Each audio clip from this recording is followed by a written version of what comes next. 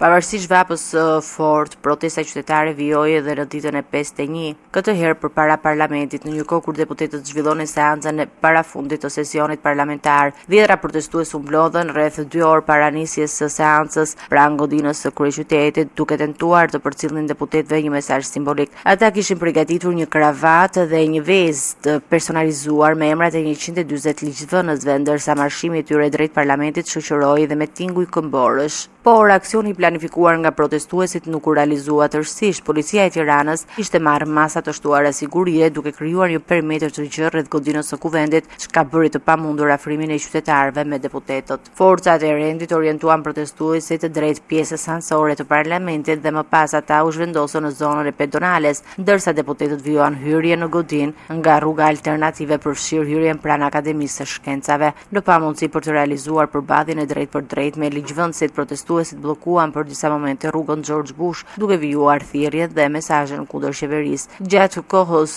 që deputetët hynin në kuvent, protestuesit hollën vezë në drejtim të automjeteve që futeshin në ambientin e parlamentit, pa qenë qartë nëse brenda tyre ndodheshin apo jo deputet. Tubimi vijoi më pas me thirrjen e protestuesve për tërhiqjen e qeverisë, ndërsa organizatorët kanë deklaruar se rezistenca qytetare do të vazhdojë edhe në ditët në vijim.